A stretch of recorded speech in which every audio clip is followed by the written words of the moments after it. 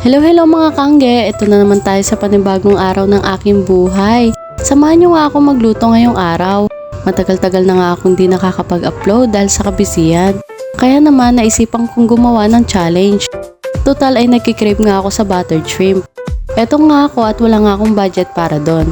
At dahil nga wala makakapigil sa akin, ay naganap ako kanina sa palengke na pwedeng gamitin sa gagawin kong imbentong ulam. Eto nga ay first time ko nga lang gawin. Bali 100 pesos nga lang yung budget ko para dyan. Nanguha nga lang akong tokwa which is sobrang mura nga lang dito sa amin. 24 pesos ang 6 na peraso. Bali 4 pesos each siya. Kunting hipon para lang may lasang hipon, 25 pesos. Margarine, 10 pesos. Salted egg, 14 pesos. Malunggay, 10 pesos.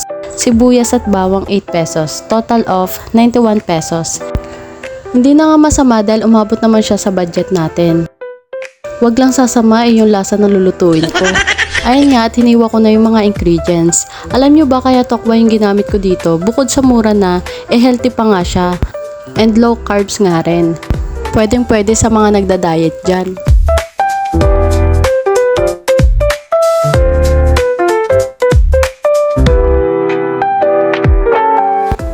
Dito nga sa salted egg ay optional nga lang. Naglalagay rin kasi ako niyan pag nagluluto ako ng buttered shrimp. Malinamnam kasi siya. Kanina nga ay gusto ko nga sanang mamili pa ng gata ng nyog na nasa sachet kaso nga lang ay di nakasya sa pera ko kaya hindi ko na pinilit. Itong malunggay nga ay depende na din sa inyo kung maglalagay kayo. Sa akin kasi gusto ko may gulay kahit papano yung niluluto ko. Sobrang dami ngayon nabili ko niyan kaya yung kalahati ay itinabi ko na lang sa rep. Ito na nga yun lahat. Una nga ay piprito nga lang muna natin yung tokwa. Pangit kasi pag hindi prinito, napakalambot at nadudurog lalo na pag hinahalo na. Ang maganda nga rin sa pinagbibilan namin ng tokwa ay bagong gawa nga lagi. At hindi lasang binabad sa suka. May chika nga ako sa inyo mga kaangge. Noong isang araw nga ay na-receive ko na yung in-order kong mic for vlogging.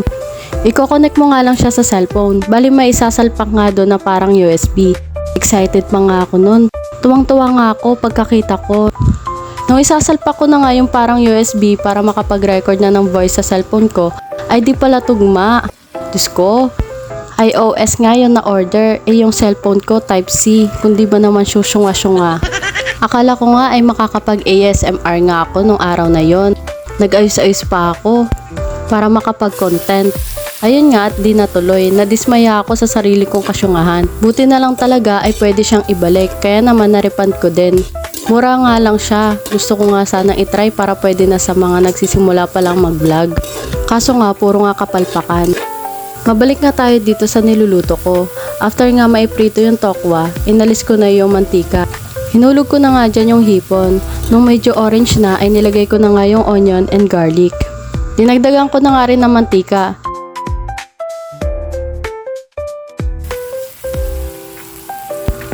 Nung nasutay ko na nga yung bawang ay sinunod ko naman yung margarine.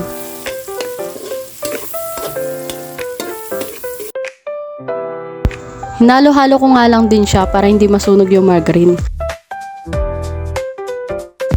Nung okay na nga ay sinunod ko na yung salted egg. Isa nga lang yung ginamit ko dito pero pag kayo nagluto pwede nyo naman din dagdagan. Maya-maya nga din ay hinulog ko na yung prinito nating tokwa. Hinalo-halo ko nga lang para manuot yung lasa sa tokwa.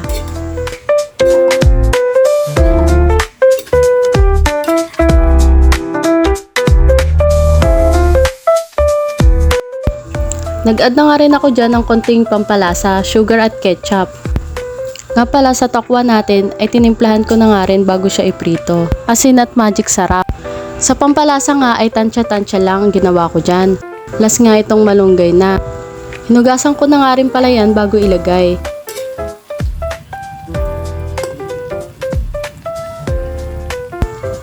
Pagka ganyan nga ay luto na yan. Mabilis na nga lang lutuin kasi naprito na natin yung tokwa. Charan! Ito na nga yung imbento nating ulam. Low budget pero masarap. Kain po tayo. Sabayan nyo na ako mga kaangge. Sa lasa nga hindi naman nagkakalayo dahil nga naglagay tayo ng kunting hipon.